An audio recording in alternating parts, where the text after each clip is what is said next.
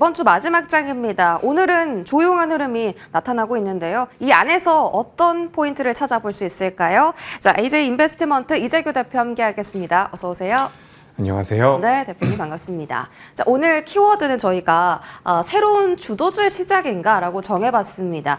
이제 조선 방산이 조금 잠잠해지고 반도체가 올라오는 듯 싶더니 로봇주가 또 이번 주 내내 강했고요. 또 실적주도 무시할 수 없을 만큼 큰 주가 상승 흐름을 보여줬습니다. 어떤 쪽에서 주도 섹터, 다음 주도 섹터에 대한 힌트를 찾을 수 있을지 하나씩 짚어보시죠. 자, 첫 번째입니다. 첫 번째 키워드 저희 반도체 매수할 때가 됐다라는 건데 그러면 레거시를 사야 되냐 HBM 쪽을 사야 되냐 이걸 좀 포인트로 잡아봤고요. 일단 삼성전자와 하이닉스의 주가가 갈리는 것만 봐도 지금 이 키워드가 적용이 되는 거죠. HBM 여전히 뜨거운가. 삼전은 울고 하이닉스는 웃고 있는 이유가 뭡니까? 네, 일단 뭐 방금 전에 말씀해 주신 것처럼 지금 HBM 쪽에 대한 관심도가 다시 한번 좀 올라오는 것 같습니다.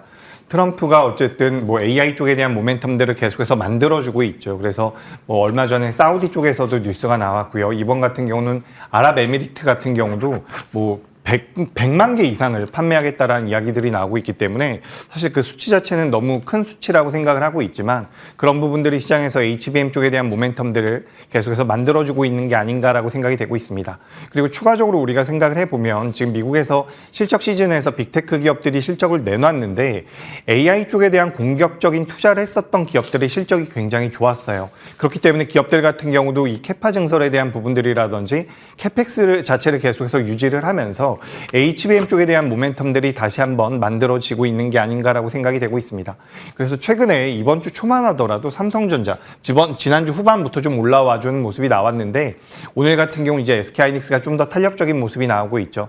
일단 수급적인 부분에서 외국인들 같은 경우는 SK하이닉스에 좀 더 높은 점수를 주고 있는 것 같은데 바로 그 모멘텀은 뭐 우리 시청자분들께서도 알고 계시겠지만 HBM 쪽이 아닐까라고 생각이 되고 있어요. 그래서 HBM 쪽에 대한 모멘텀들을 가지고 있는 기업들, 그러니까 우리가 사실 작년 중순까지 HBM과 관련되어 있는 기업들의 주가 흐름이 좋았거든요. 근데 그때 당시부터 지금까지의 문제점은 뭐였냐면 HBM과 관련되어 있는 기업들의 주가가 꺾이고 있음에도 불구하고 HBM 시장이 좋다라는 이야기였습니다. 하지만 당시와 지금 좀 달라진 부분이 있다라고 한다면 주가가 많이 조정을 받았다라는 부분이라고 저는 생각을 하고 있어요. 그렇기 때문에 여기서 HBM 쪽에 대한 모멘텀들이 좀 더 붙어준다라고 한다면 SK하이닉스를 필두로 한 종목군들이 우상향을 좀 더 이어갈 수 있지 않을까. 그래서 레거시 쪽보다는 HBM 쪽에 대해서는 단기적으로 조금 더 높은 점수를 드리고 싶습니다. 지금 단기적으로는 HBM이다라고 하셨는데 그럼 반대로 생각하면 장기전은 삼성전자랑 레거시인가라는 생각이 드는 게 3분기에는 PC 그 윈도우 교체 수요가 일어나면서 레거시 쪽이 반등할 거다라는 이야기도 많이 들려오고 있거든요. 그럼 반대로는 삼전이 장기적으로는 호재다 이렇게 생각해도 돼요? 일단 뭐 삼성전자를 지금 매도할 이유는 없다라고 생각을 하고 있습니다. 장기적으로도 SK하이닉스가 좋을 수 있겠죠. 어쨌든 SK하이닉스 같은 경우도 레거시 쪽에 대한 사업을 영위하고 있는 부분이라서 레거시가 개선된다라고 했을 때 뭐 SK하이닉스가 소외될 가능성은 낮기 때문에 좀 둘 다 저는 괜찮다라고 생각을 하고 있는데 삼성전자에 대해서는 어떻게 보면 우리나라 지수 자체를 대표하는 기업이기 때문에 최근 들어서 외국인들이 우리나라 시장에 대한 수급이 들어오고 있거든요. 지금 코스피 같은 경우도 7거래일 정도 매수가 들어오고 있는데 만약에 이런 매수가 이어진다라고 한다면 삼성전자 같은 경우도 하락할 가능성은 낮다라고 생각을 하고 있습니다. 하지만 제가 단기적으로 SK하이닉스가 낮다라고 말씀드린 부분은 말 그대로 단기적으로 SK하이닉스가 낮지 삼성전자가 나쁘다라는 이야기는 아니거든요. 그래서 중장기적으로는 전 두 기업 다 매력적이라고 생각을 하고 있고요.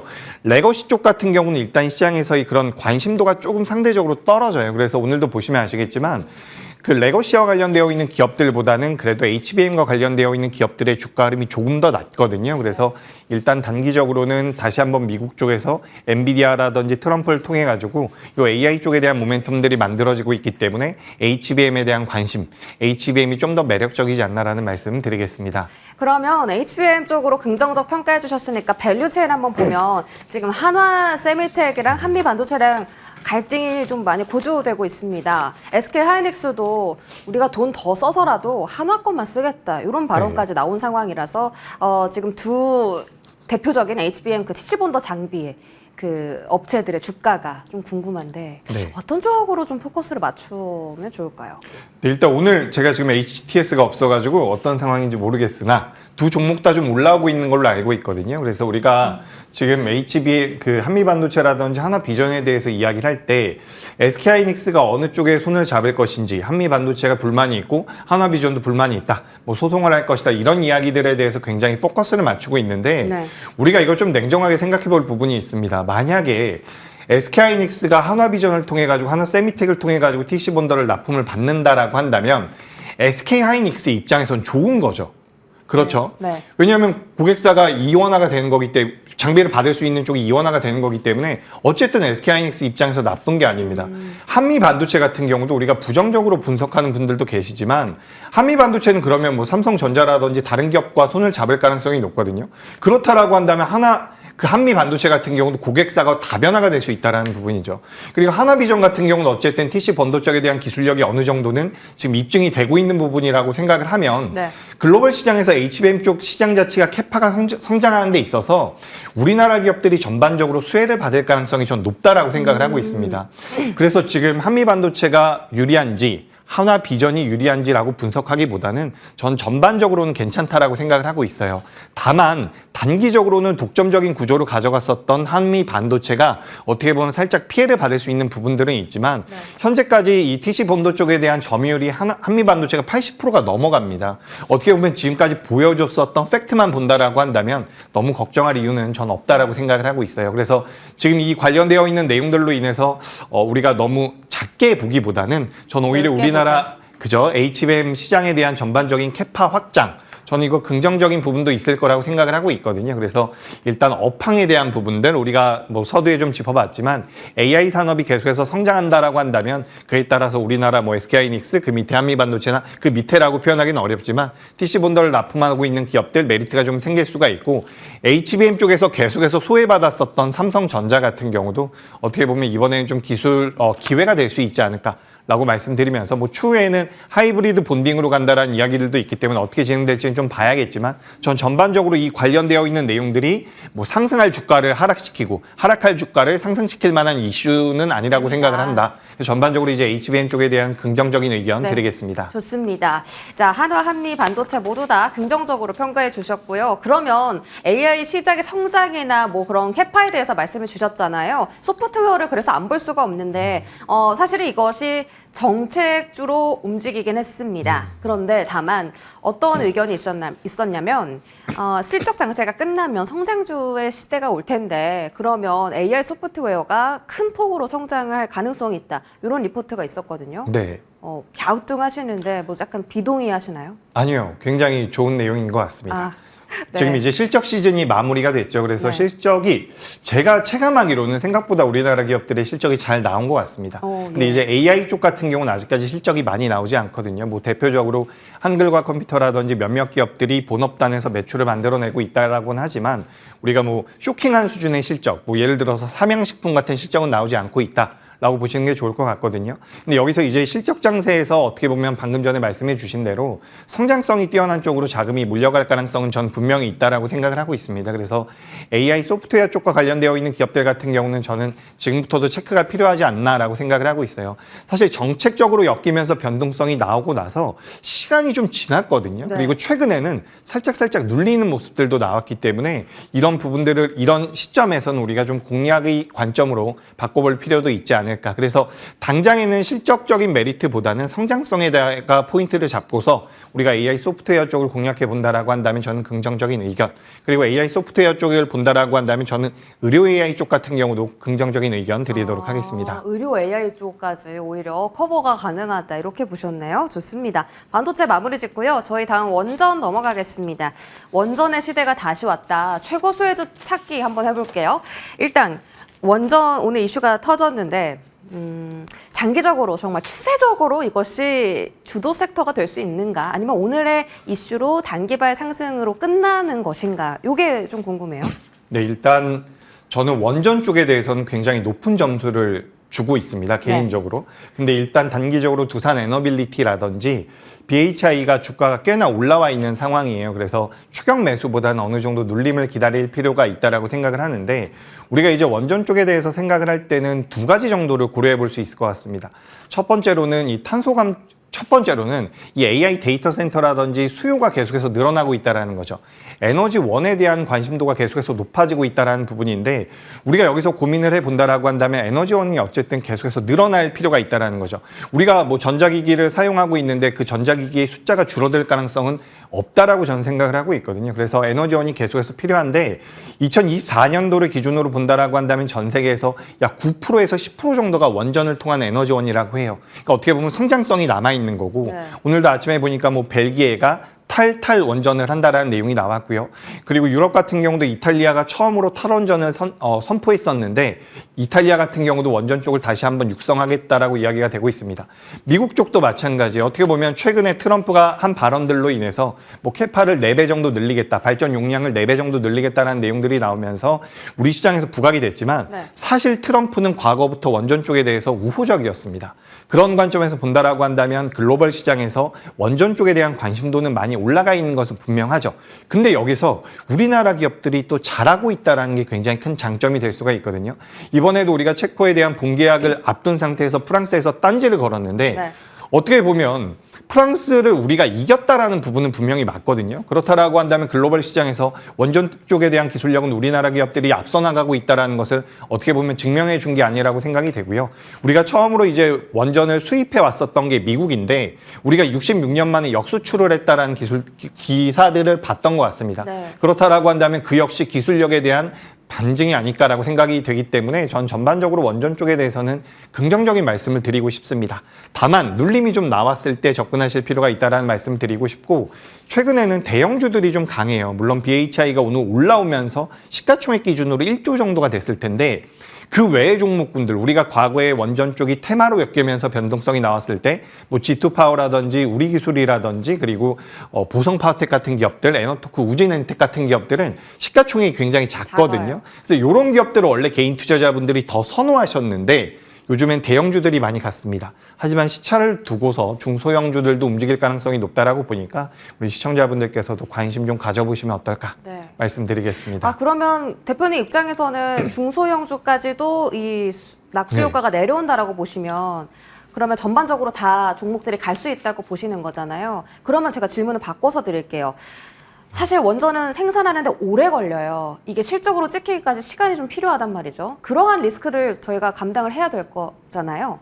그렇게 따진다면 중소형주보다는 오히려 좀 안전한 대형주가 낫지 않나. 이렇게 질문하면 어떻게 말씀 주실까요? 그렇죠. 맞습니다. 네. 맞고요. 사실 실적적인 부분들을 우리가 고려해 본다라고 한다면 대형주가 맞죠. 하지만 우리가 주가의 흐름을 놓고 본다라고 했을 때 지금 시장에서 굉장히 뜨겁게 움직이는 섹터라고 저는 생각이 되고 있기 때문에 단기적으로 테마성 자금이 들어올 가능성, 테마성을 띈 종목군들로 자금이 들어올 가능성이 전 분명히 있다라고 생각을 하고 있습니다. 그리고 대형주들이 쉽게 꺾이지 않는다라고 한다면 중소형주들 중에서도 실질적인 수혜를 받을 수 있는 기업들 같은 경우 우상향이 이어질 가능성이 높거든요. 그래서 방금 전에 이제 실적이 찍히는 시차가 좀 있을 수 있다라는 말씀을 해주셨는데 우리 대표적인 종목들이 있잖아요. 조선도 마찬가지고요.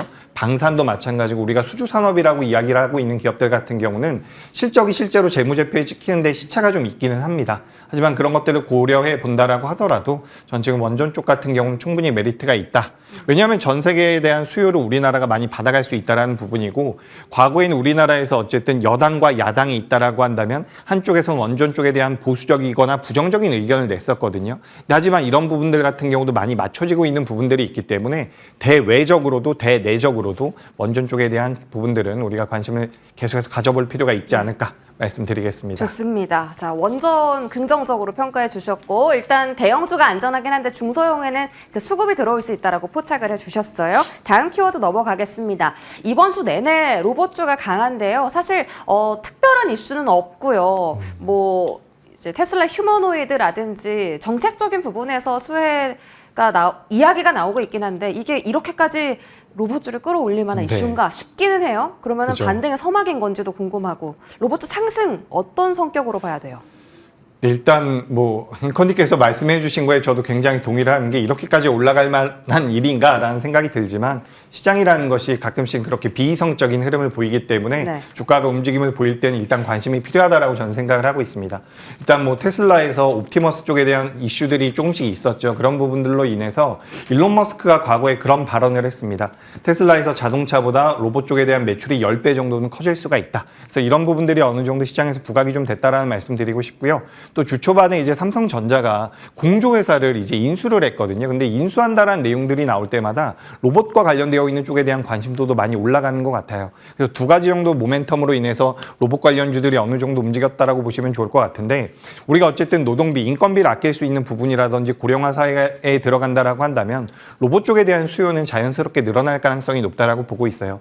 아직까지는 실적이 많이 찍히지 않고 테마성을 많이 가지고 있지만 지금 우리가 로봇주들 같은 경우도 충분히 조정을 받았거든요. 조정을 받고서 아직까지 반등이 안 나왔다라고 한다면 로봇주는 좀 멀었을 겁니다. 라고 말씀을 드렸을 텐데 로봇주들 같은 경우도 최근에 어느 정도 반등이 나왔다라고 저는 생각이 되거든요. 그렇다라고 한다면 여기선 다시 한번 랠리가 나올 가능성이 있다라고 생각을 하고 있습니다. 우리나라 시장이 굉장히 재밌는 게 반도체 움직이고요. AI 소프트웨어 움직이고 로봇 움직였던 게 작년 상반기 때도 비슷하게 움직임이 나왔었어요. 사이클처럼 움직였구나. 예, 그래서 네. 이번에도 AI 같은 경우는 아까 전에 말씀해 주신 것처럼 정책의 색이 어느 정도 있었지만 네. 반도체 움직이고 AI 움직이고 로봇이 움직여준다라고 한다면 이번에도 그 사이클이 어느 정도 맞아 떨어지지 않을까 말씀드리겠습니다. 수급적인 이동 같은 거네요. 알겠습니다. 로봇주는 추가 상승 가능성 있다라고 보셨고 마지막으로 실적주 볼 텐데요. 삼양식품이 호실적을 공개하면서 역대급 지금 주가 상승을 기록하고 있습니다. 저희가 궁금한 것은 실적 장세가 끝나가는데 더 갈 수 있는 실적주가 있냐 혹은 오늘이 이제 단기 고점이냐 이게 궁금합니다. 더 갈 수 있죠. 실적주들이요? 그렇죠. 실적주들 같은 경우도 어쨌든 실적이 올해 2분기, 1분기 때 피크를 찍는 기업들이 별로 없거든요. 우리가 실적주라고 한다면 지금 뭐 예를 들어서 화장품도 있을 수가 있고요. 네. 뭐 조선주도 있을 수가 있는데 다음 분기에 더 좋아질 가능성이 높습니다. 그래서 이번 시즌에 이번 분기 발표 시점에서 실적이 잘 나온 기업들 같은 경우는 대다수가 3분기, 4분기에도 좋아질 가능성이 높아요. 저는 실적 장세 괜찮다라고 보고요. 삼양식품 같은 경우도 추가 상승 가능성 있다라는 말씀 드리겠습니다. 그럼 삼양식품 말고 하나 더 좀 갈만한 실적주 알고 계실까요? 저는 일단 삼양식품을 가장 좋게 보고 있는데 실적 기준으로 본다라고 한다면 혹은 삼양식품에서 우리가 투자 아이디어를 좀 파생해 본다라고 한다면 저는 오리온 같은 기업들도 좀 보실 필요가 있다라고 보고 있어요. 우리가 식음료 관련주들은 내수주라고 이야기를 많이 해왔는데 삼양식품이 지금 수출 비중이 굉장히 높고 그로 인해서 영업이익률이 굉장히 높거든요. 근데 오리온 같은 경우도 영업이익률이 굉장히 높게 나오는 식음료 관련주입니다. 그래서 실적적인 부분들에 대한 메리트도 가져갈 가능성이 높고요. 시간이 좀 지나면 증권주들의 실적이 굉장히 좋을 것이다. 이렇게도 좀 말씀드려보도록 하겠습니다. 맞습니다. 오리온도 어쨌든 영업이익이 전년 대비 5% 증가했네요. 오리온 그리고 증권주, 실적주는 유효하다라는 말씀 드리면서 마무리 지어보겠습니다. 이재규 대표와 함께했습니다. 고맙습니다.